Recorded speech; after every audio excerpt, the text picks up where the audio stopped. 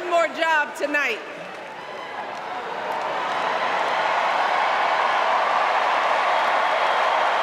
Yeah, one more job. You all, thank you for all the love, but it is now my honor to introduce somebody who knows a whole lot about hope.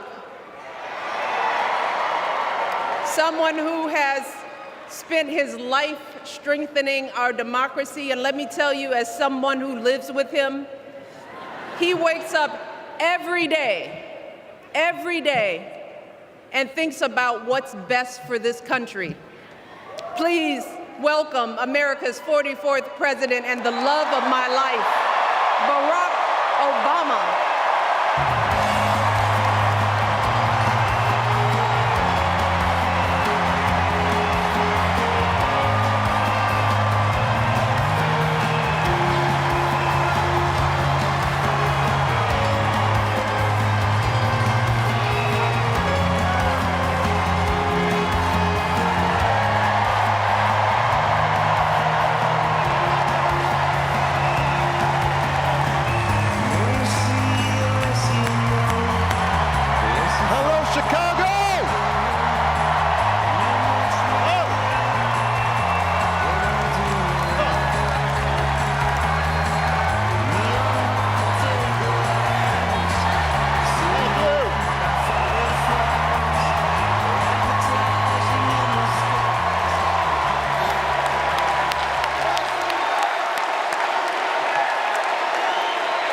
Thank you. Thank you, everybody. Thank you.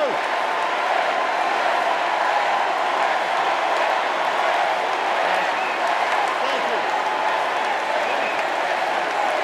All right. That's enough. Thank you. Chicago, it's good to be home. It is good to be home, and I don't know about you, but I'm feeling fired up.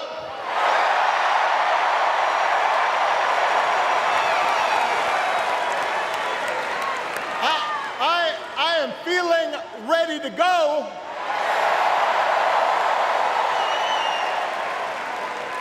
Even if I am the only person stupid enough to speak after Michelle Obama.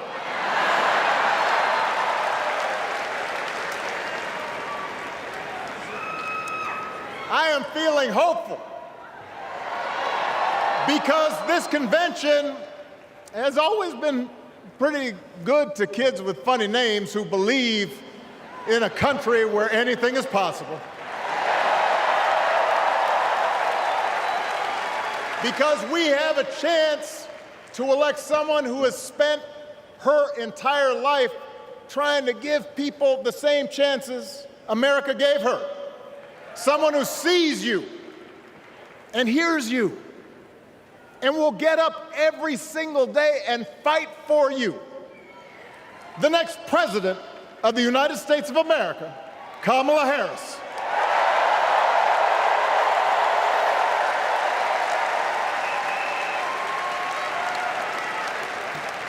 It's been 16 years since I had the honor of accepting this party's nomination for president.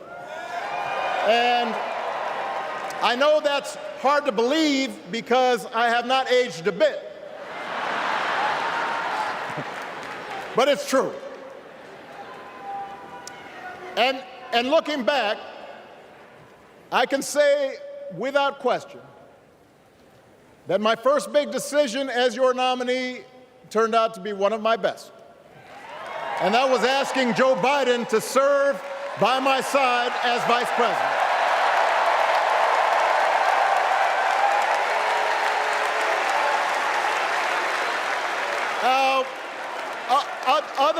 Other than some common Irish blood,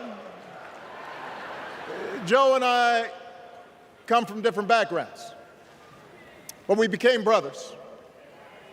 And as we worked together for 8, sometimes pretty tough years, what I came to admire most about Joe wasn't just his smarts, his experience, It was his empathy and his decency and his hard-earned resilience, his unshakable belief that everyone in this country deserves a fair shot.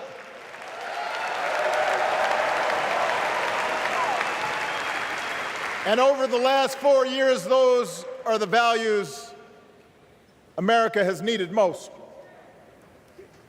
At a time when millions of our fellow citizens were sick and dying, we needed a leader with the character to put politics aside and do what was right. At a time when our economy was reeling, we needed a leader with the determination to drive what would become the world's strongest recovery. 15 million jobs, higher wages, lower health care costs.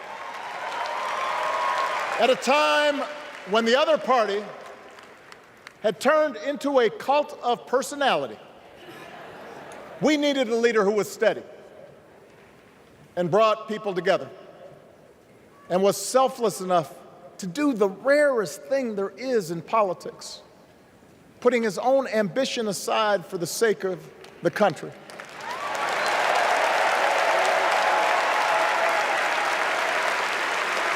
History will remember Joe Biden as an outstanding president who defended democracy at a moment of great danger. And I am proud to call him my president, but I am even prouder to call him my friend.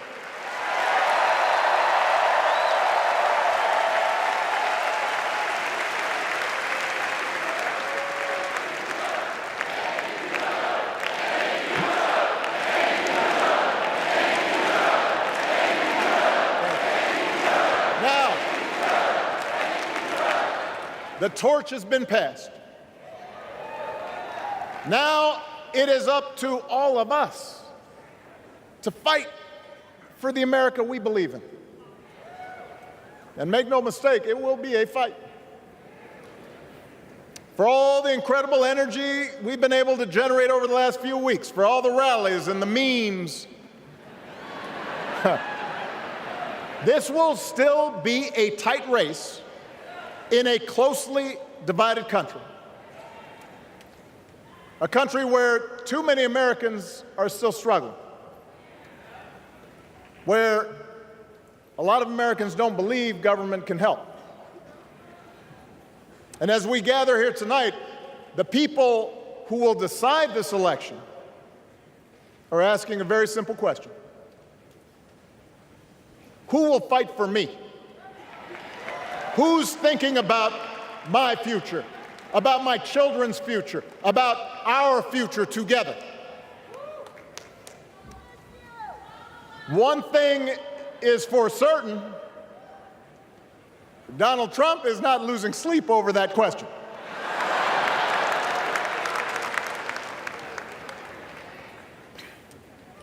Here's a 78-year-old billionaire who has not stopped whining about his problems since he rode down his golden escalator 9 years ago. It has been a constant stream of gripes and grievances that's actually been getting worse now that he's afraid of losing to Kamala. There's the childish nicknames, the crazy conspiracy theories, this weird obsession with crowd sizes.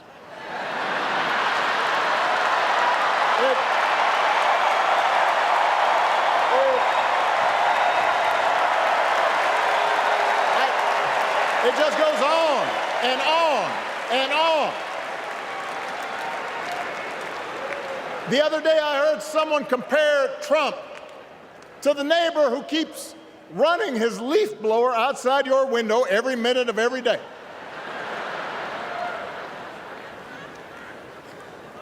Now, from a neighbor, that's exhausting.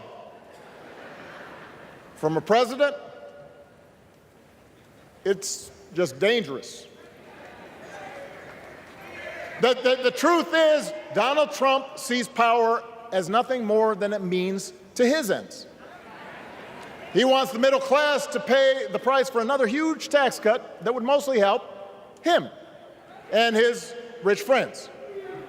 He killed a bipartisan immigration deal written in part by one of the most conservative Republicans in Congress that would have helped secure our southern border, because he thought trying to actually solve the problem would hurt his campaign. He doesn't. Do not boo. Vote.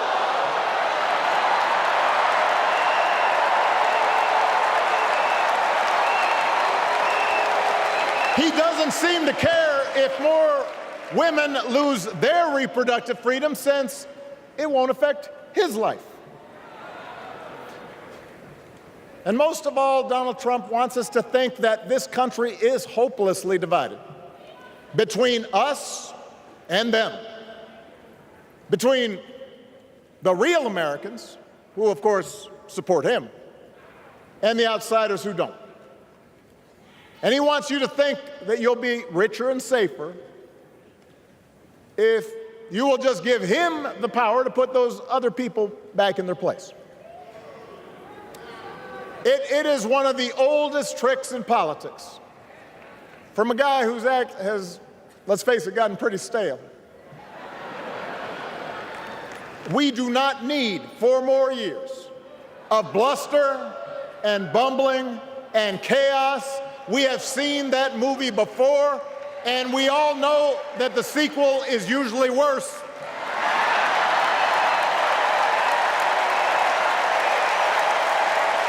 America's ready for a new chapter. America's ready for a better story. We are ready for a President Kamala Harris.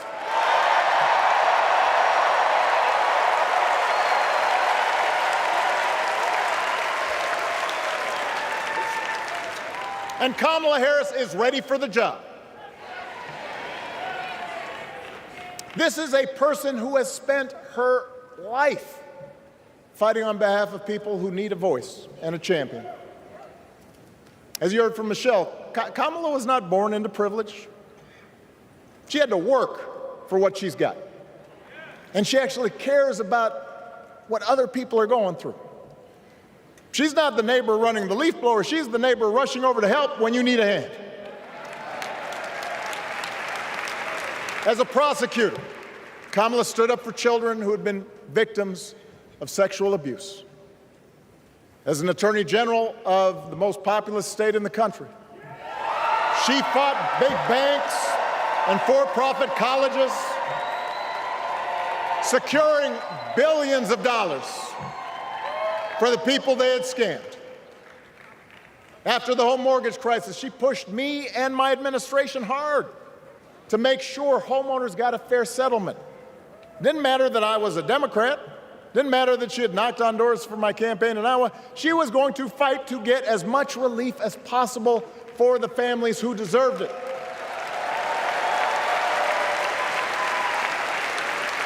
As vice president, she helped take on the drug companies to cap the cost of insulin, lower the cost of health care, give families with kids a tax cut. And she is running for president with real plans to lower costs even more and protect Medicare and Medicaid, and sign a law to guarantee every woman's right to make her own health care decisions.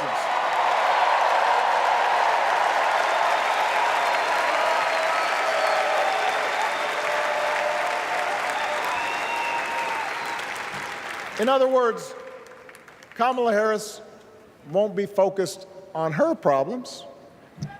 She'll be focused on yours. As president, she won't just cater to her own supporters and punish those who refuse to kiss the ring or bend the knee. She'll work on behalf of every American. That's who Kamala is. And in the White House, she will have an outstanding partner in Governor Tim Walz.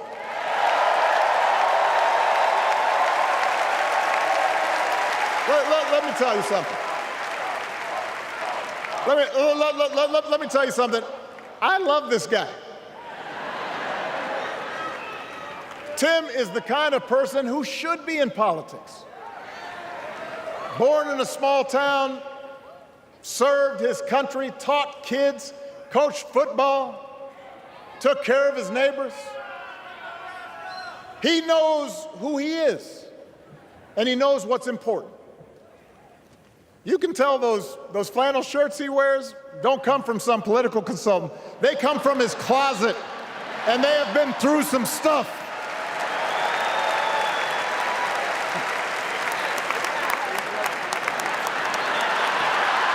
They have been through some stuff. That's right.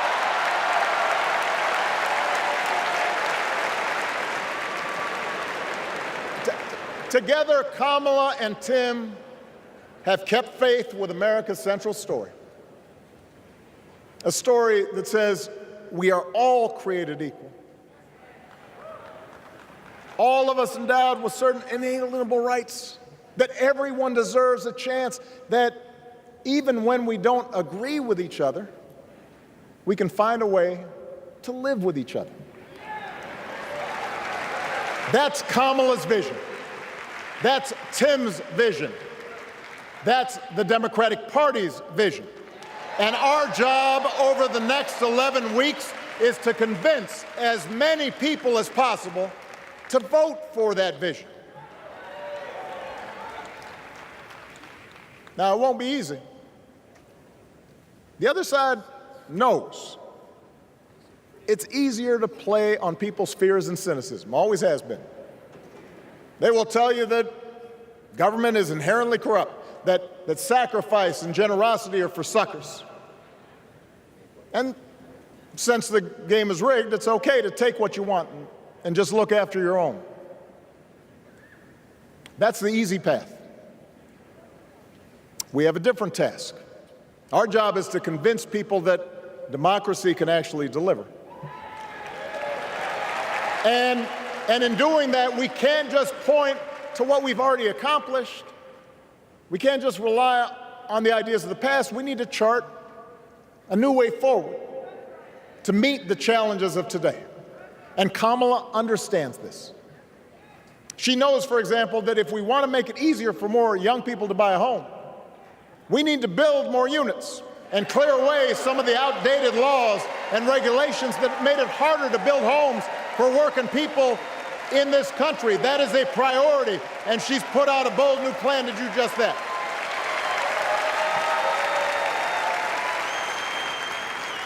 On health care, we should all be proud of the enormous progress that we've made through the Affordable Care Act,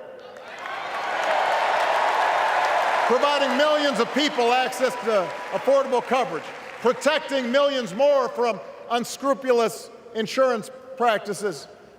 I noticed, by the way, that since it's become popular, they don't call it Obamacare no more.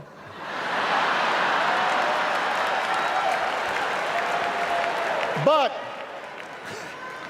Kamala knows we can't stop there, which is why she'll keep working to limit out-of-pocket costs.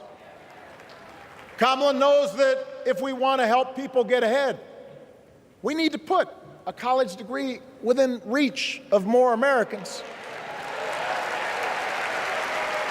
But she also knows college shouldn't be the only ticket to the middle class.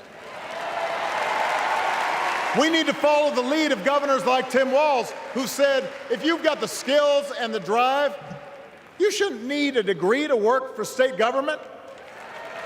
And in this new economy, we need a president who actually cares about the millions of people all across this country who wake up every single day to do the essential, often thankless work, to care for our sick, to clean our streets, to deliver our packages. We need a president who will stand up for their right to bargain for better wages and working conditions. And Kamala will be that president.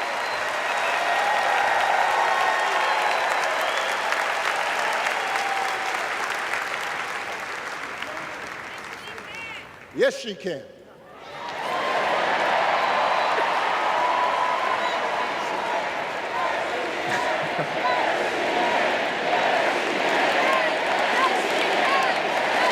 Yes, she can.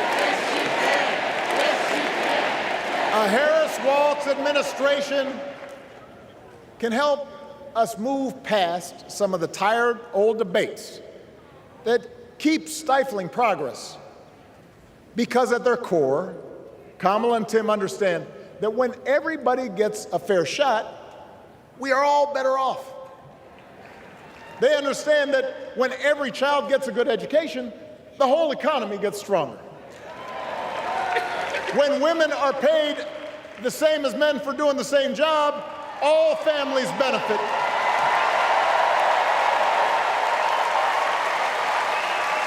They understand that we can secure our borders without tearing kids away from their parents, just like we can keep our streets safe while also building trust between law enforcement and the communities they serve and eliminating bias. That will make it better for everybody.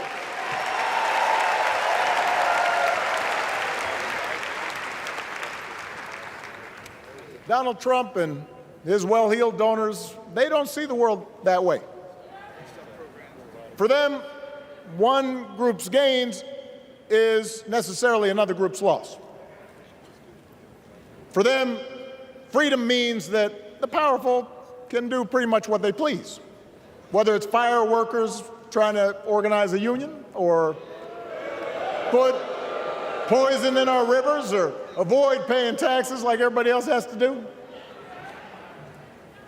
Well, we have a broader idea of freedom.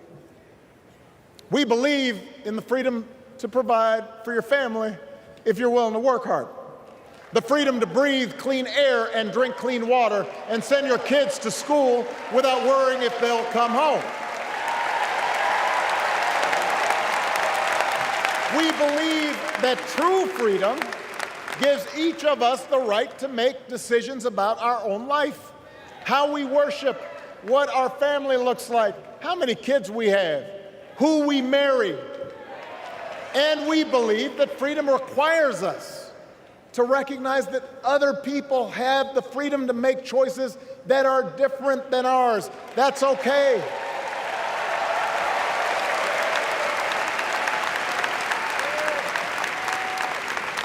That's the America Kamala Harris and Tim Walz believe in. An America where we, the people, includes everyone. Because that's the only way this American experiment works. And despite what our politics might suggest, I think most Americans understand that.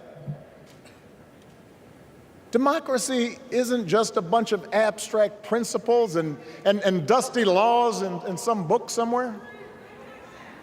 It's the values we live by. It's the way we treat each other, including those who don't look like us, or pray like us, or see the world exactly like we do.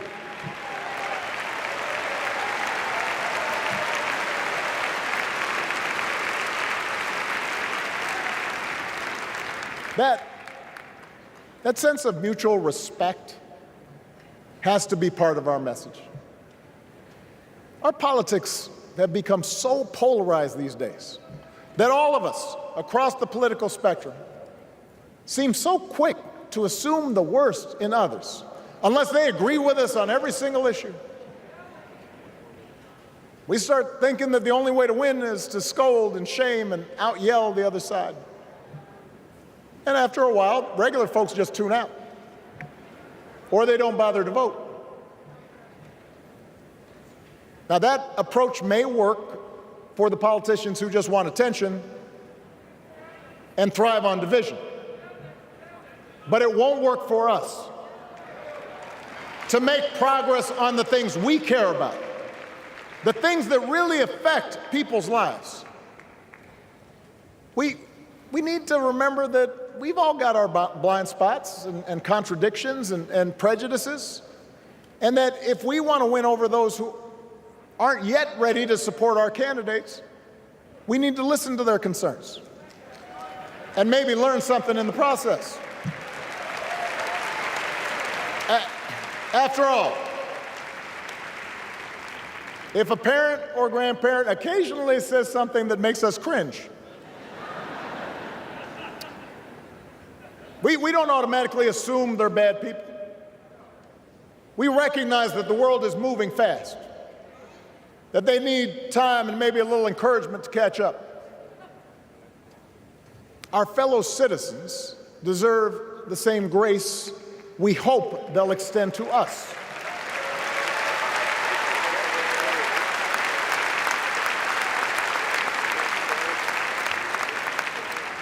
That's how we can build a true democratic majority, one that can get things done.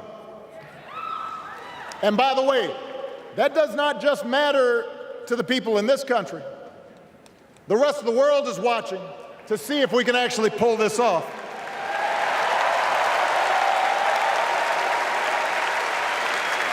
No nation, no society has ever tried to build a democracy as big and as diverse as ours before. One that includes people that over decades have come from every corner of the globe. One where our allegiances and our community are defined not by race or blood, but by a common creed. And that's why when we uphold our values, the world's a little brighter. When we don't, the world's a little dimmer. And dictators and autocrats feel emboldened. And over time, we become less safe. We shouldn't be the world's policemen, and we can't eradicate every cruelty and injustice in the world. But America can be and must be a force for good, discouraging conflict, fighting disease, promoting human rights, protecting the planet from climate change, defending freedom, brokering peace. That's what Kamala Harris believes, and so do most Americans.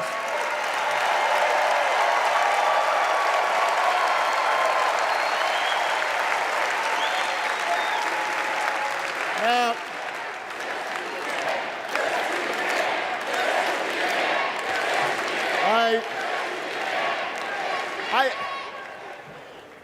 I know these ideas can feel pretty naive right now. We live in a time of such confusion and rancor, with a culture that puts a premium on things that don't last. Money, fame, status, likes. We chase the approval of strangers on our phones. We build all manner of walls and fences around ourselves, and then we wonder why we feel so alone. We don't trust each other as much because we don't take the time to know each other. And in that space between us, politicians and algorithms teach us to caricature each other and troll each other and fear each other. But here's the good news, Chicago. All across America, in big cities and small towns, away from all the noise, the ties that bind us together are still there. We still coach Little League and look out for our elderly neighbors. We still feed the hungry in churches and mosques and synagogues and temples. We share the same pride when our Olympic athletes compete for the gold. Because the vast majority of us do not want to live in a country that's bitter and divided. We want something better. We want to be better. And the joy and the excitement that we're seeing around this campaign tells us we're not alone. You know, I've spent a lot of time thinking about these past few months because, as Michelle mentioned, this summer we lost her mom, Ms. Marion Robinson. And I don't know that anybody has ever loved their mother-in-law any more than I love mine. Mostly it's because she was funny and wise and the least pretentious person I knew. That, and she always defended me with Michelle when I messed up. I'd hide behind her.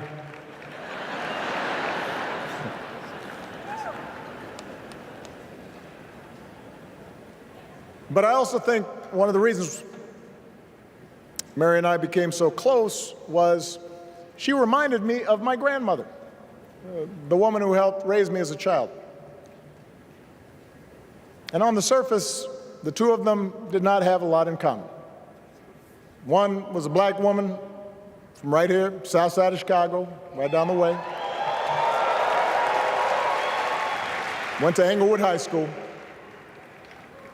The other was a little old white lady born in a tiny town called Peru, Kansas. Now, I know there aren't that many people from Peru. And yet they shared a basic outlook on life. They were strong, smart, resourceful women, full of common sense, who, regardless of the barriers they encountered, and women growing up in the 40s and 50s and 60s, they encountered barriers. They still went about their business without fuss or complaint and provided an unshakable foundation of love for their children and their grandchildren.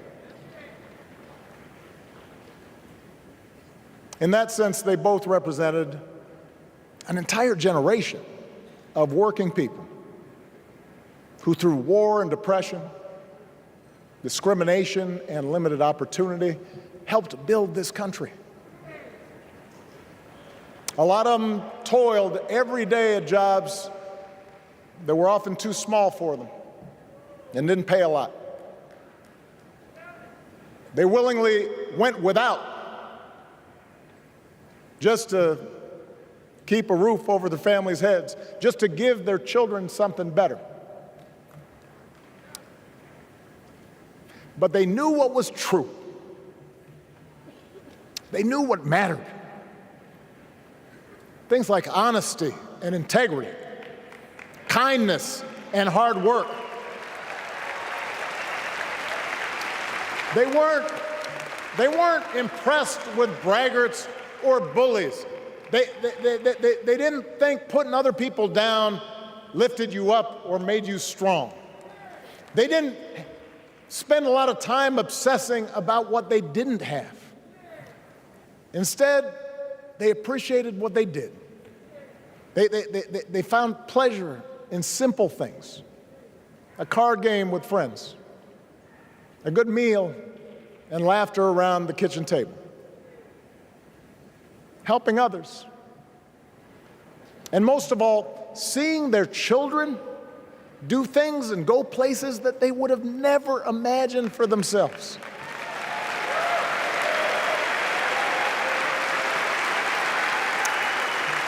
Whether you are a Democrat or a Republican or somewhere in between, we have all had people like that in our lives. People like Kamala's parents, who crossed oceans because they believed in the promise of America. People like Tim's parents, who taught him about the importance of service. Good, hard-working people who weren't famous or powerful, but who managed in countless ways to leave this country just a little bit better than they found it. As much as any policy or program, I believe that's what we yearn for. A return to an America where we work together and look out for each other. A restoration of what Lincoln called, on the eve of Civil War, our bonds of affection. An America that taps what he called the better angels of our nature. That is what this election is about. And I believe that's why, if we each do our part over the next 77 days, if we knock on doors, if we make phone calls, if we talk to our friends, if we listen to our neighbors, if we work like we've never worked before, if we hold firm to our convictions, we will elect Kamala Harris as the next President of the United States and Tim Walz as the next Vice President of the United States. We will elect leaders up and down the ballot who will fight for the hopeful, forward-looking America we all believe in, and together we too will build a country that is more secure and more just, more equal, and more free. So let's get to work. God bless you, and God bless the United States of America.